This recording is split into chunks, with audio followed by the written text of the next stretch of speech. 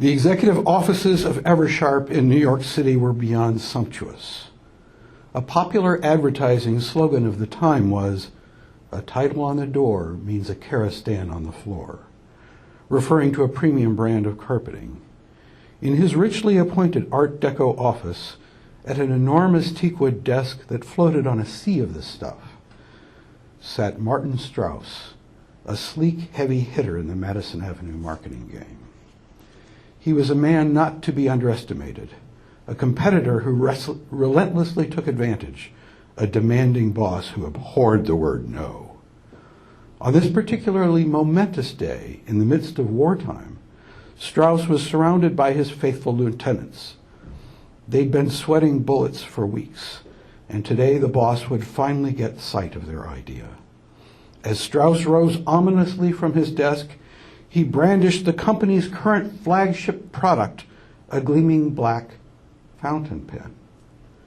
"Gentlemen," he announced, "the fountain pen is dead. Long live oddball Biro's little brainstorm." And from his inside coat pocket, he produced a shiny prototype, the exclusive, patented Ballpoint from Eversharp.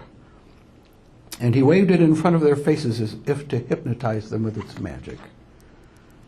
"Now," Straus growled as he planted his palms on the desk and leaned forward to stare them down, "where's my battle plan?"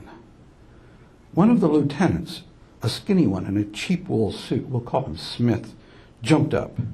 He walked over nervously to a drape-covered flip chart, and with a pleading look for encouragement from his fellows, he pulled the drape aside to reveal a colorful poster.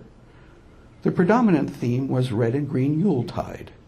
A rosy-cheeked Santa was adjusting his spectacles to read a huge scroll, and in one mitten he held an oversized rendering of the miracle pen. "Santa's making his list," Smith recited from the printed slogan, "and checking it twice with his new Eversharp Ballpoint pen."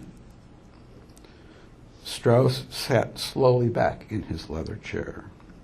He rested his chin on his hand, and he stared for a long moment at the poster. Smith didn't dare move, nor did any of the others, much less did anyone venture to say anything. Silence descended on them like a pall, and the only discernible sound was the delicate ticking of the ormolu clock on Straus's desk. Was it measuring out the final seconds of their gainful employment? In fact, Straus was not particularly taken with this concept. For his personal taste, he would have preferred a pretty girl poised provocatively with the new thing.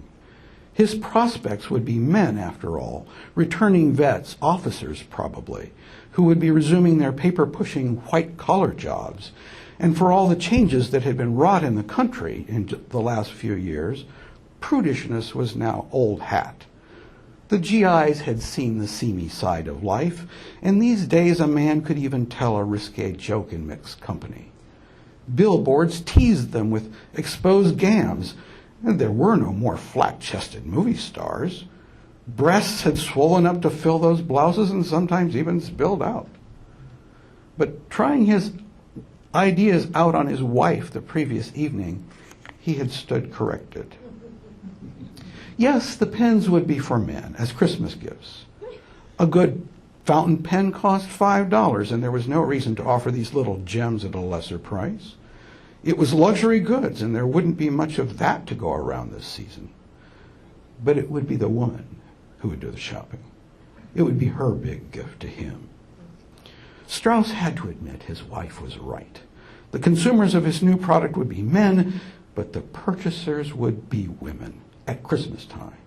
And with any luck, the war would be over, or as good as over, and the household might have some money to spend.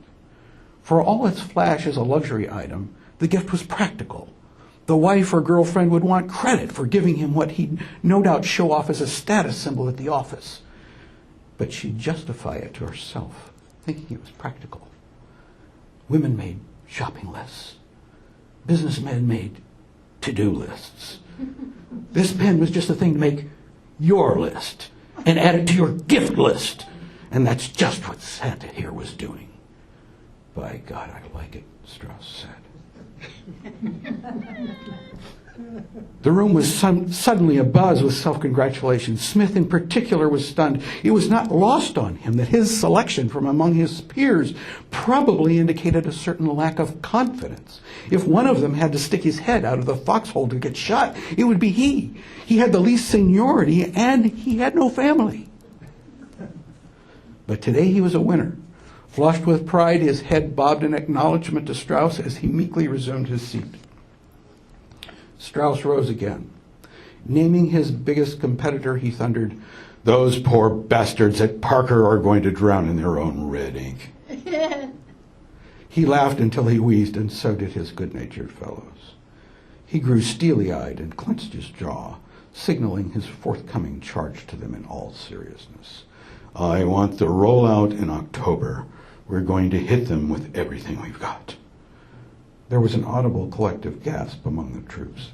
It was almost summer already.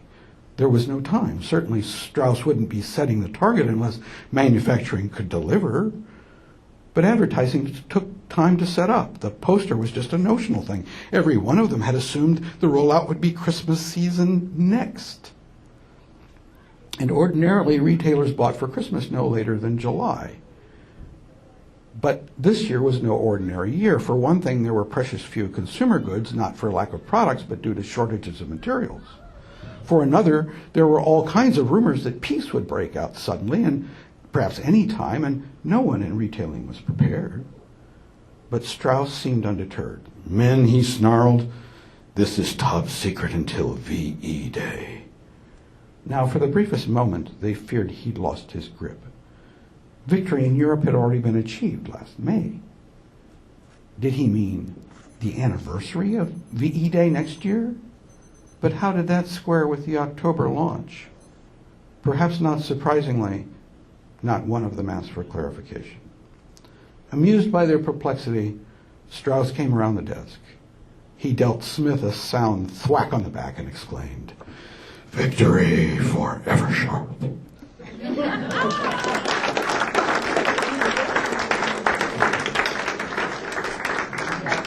Thank you so much.